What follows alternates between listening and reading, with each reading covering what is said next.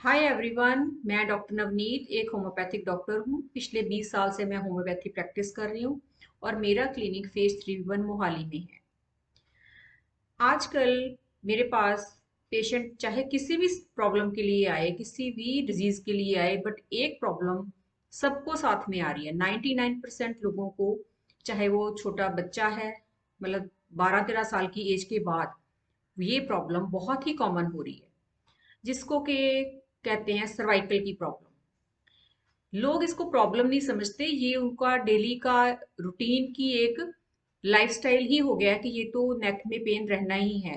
Because आजकल mobile का over use है, ऑनलाइन वर्क है और स्ट्रेस बहुत ज़्यादा है। तो आज हम जानेंगे कि ये कितनी तरह का होता है और ये क्यों होता है, और होम्योपैथी में इसका बहुत अच्छा इलाज है। क्योंकि मेरे पास जितने भी पेशेंट सर्वाइकल के लिए आते हैं, बहुत अच्छे रिजल्ट हैं। तो ये होता क्या है? सर्वाइकल रीजन हमारी नेक का कौन सा पोर्शन है? हमारी जो पूरी स्पाइन है, इसमें 33 वर्टिब्रा, 33 वर्टिब्रा होते हैं, छोटी छोटी हड्डियां होती हैं जिसको मनके बोलते हैं। और जो ऊपर वाली 7 हड्डियां हैं जो बेस ऑफ द ब्रेन से शुरू होके नीचे तक जा रही हैं, फर्स्ट 7 जो हैं उनको हम सर्वाइकल वर्टिब्रा बोलते हैं। और उनके बीच में थोड़ी सी स्पेस होती है जिसको डिस्क बोला जाता है। उसमें एक फ्लूइड होता है, न्यूक्लियस पल्पोसस, जो कि लुब्रिकेशन का काम करता है, मूवमेंट में हेल्प करता है। और ये इसके साथ मसल्स, टेंडन्स अटैच होते हैं। और इसमें से बहुत ही पतली नर्व्स निकलती हैं जो हमारी आर्म्स में जाती हैं, शोल्डर में जाती हैं, जिसकी वजह से हमारी आर्म्स और ब्रेन से होके आर्म्स और शोल्डर में जाके हमारी मूवमेंट में हेल्प करती हैं। तो आज हम जानेंगे कि ये कितनी तरह की, ये 4 तरह की समस्याएं होती है, इसमें लेवल्स होते हैं। सबसे पहला जो प्रॉब्लम शुरुआत होती है वो होती है मसल्स और लिगामेंट्स में।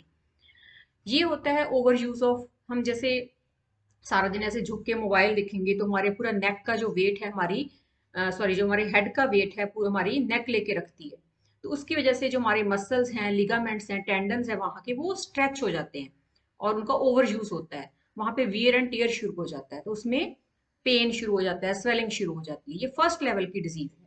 बहुत ही ये 100% रिवर्सिबल है with exercise and homeopathic medicine. जो सेकंड जो प्रॉब्लम है, वहां पे डिस्क की प्रॉब्लम शुरू हो जाती है। जो स्पेस होता है दो वर्टिब्रा के बीच में, वो कम होना शुरू हो जाता है। और इसका रीजन एक तो जेनेटिक होता है कि आपकी स्पाइन की बनतर ही ऐसी है, जो आपकी फैमिली में ये प्रॉब्लम है।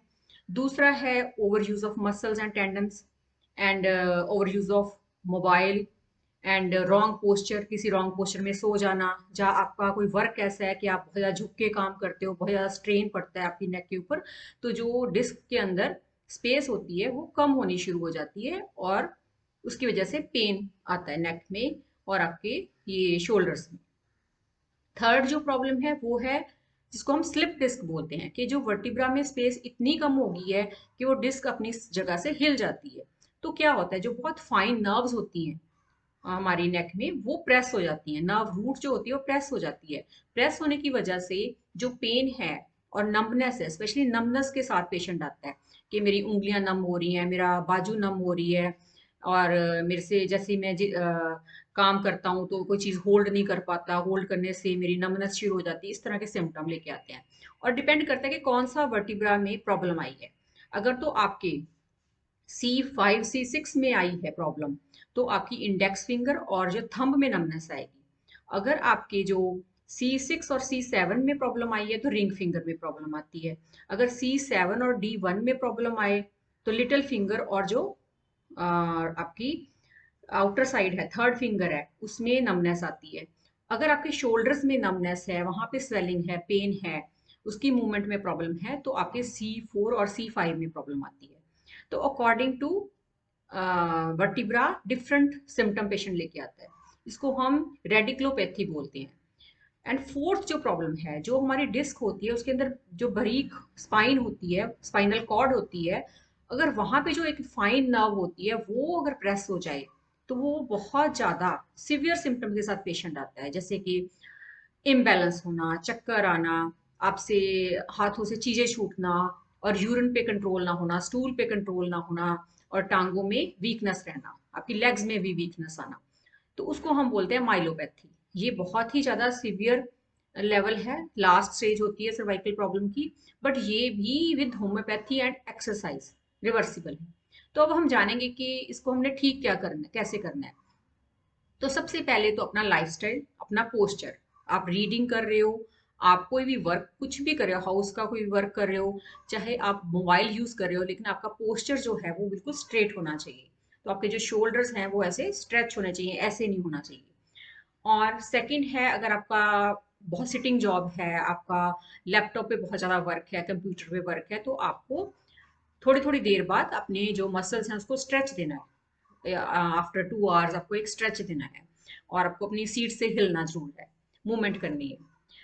एंड विद रेगुलर एक्सरसाइज, आपको अगर आपके मसल्स में ही अभी प्रॉब्लम है, बोन्स में चेंजेस नहीं है, विद रेगुलर एक्सरसाइज आप उसको बिल्कुल ठीक कर सकते हो। देन लास्ट जो है वो है होम्योपैथी। होम्योपैथी से पहले मैं बताती हूँ डाइट में। डाइट में सब क्या करते हैं, कैल्शियम पे स्ट्रेस देते हैं, बट इसके साथ कैल्शियम तो हमारी डाइट में पूरा हो ही जाता है, चाहे वेजिटेरियन डाइट है चाहे नॉन वेजिटेरियन डाइट है, बट हमें साथ में विटामिन डी अपना नॉर्मल, क्योंकि आजकल सबकी इंडोर जॉब है, ऑनलाइन वर्क है, तो सब अंदर रहते हैं, सनलाइट एक्सपोजर नहीं है, तो विटामिन डी के लेवल्स आपके 60 to 70 के बीच में होने चाहिए, ताकि आपकी बोन्स की स्ट्रेंथ बनी रहे। और मैग्नीशियम, डाइट में मैग्नीशियम का होना बहुत जरूरी है, जो हमें नट्स से मिलता है, वेजिटेबल से मिलता है, मिल्क से मिलता है, तो आप वो अपना इनटेक अच्छा रखिए। लास्ट है होम्योपैथी। होम्योपैथी में बहुत पहले तो जैसे मेरे पास पेशेंट आता तो मैं एक्यूट पेन को ठीक करती हूँ, बाद में जो उसकी डिजनरेशन हो चुकी है, वहां पे जो चेंजेस आ चुकी हैं, उसको रिवर्स करने के लिए मेडिसिन देती हूँ। जैसे कि मेरे पास पेशेंट आता है, मैं सबसे पहले एक्सरे रिपोर्ट देखती हूँ कि कौन से वर्टिब्रा में क्या प्रॉब्लम है। अगर पेशेंट को, क्योंकि हमारे पास डिफरेंट सेट ऑफ मेडिसिन है, जैसे कि अगर तो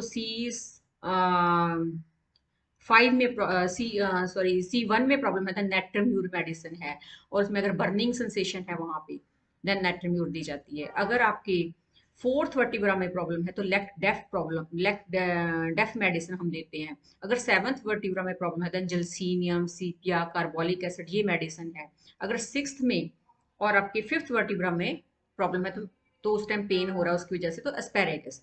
अगर सिर्फ लिगामेंट्स और टेंडन्स में ही प्रॉब्लम है, बोन्स अपनी जगह पे सही है, सिर्फ लिगामेंट्स ही स्ट्रेच हुए, तो अमोनियम म्यूर बहुत अच्छा काम करती है।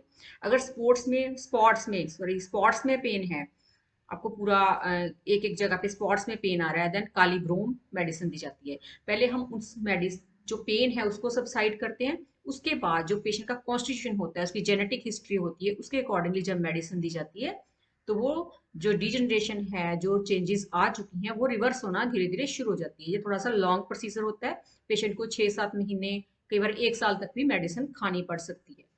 तो होम्योपैथी, अगर आपको भी सर्वाइकल की प्रॉब्लम है, स्पॉन्डोलोसिस है, या अभी मसल स्टैंडर्ड्स में ही प्रॉब्लम है, स्पॉन्डोलोसिस तक नहीं पहुंची, तो you must improve your lifestyle, do regular exercise, and take the help of homeopathy. You can contact me at 9815913722। I hope इस वीडियो से आपको कोई इन्फॉर्मेशन मिली होगी। अगर आपको ये वीडियो इन्फॉर्मेटिव लगी तो प्लीज़ इसको लाइक कीजिए, शेयर कीजिए, और मेरे YouTube channel doctor Navneet homeopathy clinic को सब्सक्राइब जरूर कीजिए अगर अभी तक सब्सक्राइब नहीं किया है। Thank you so much. Thank you for watching.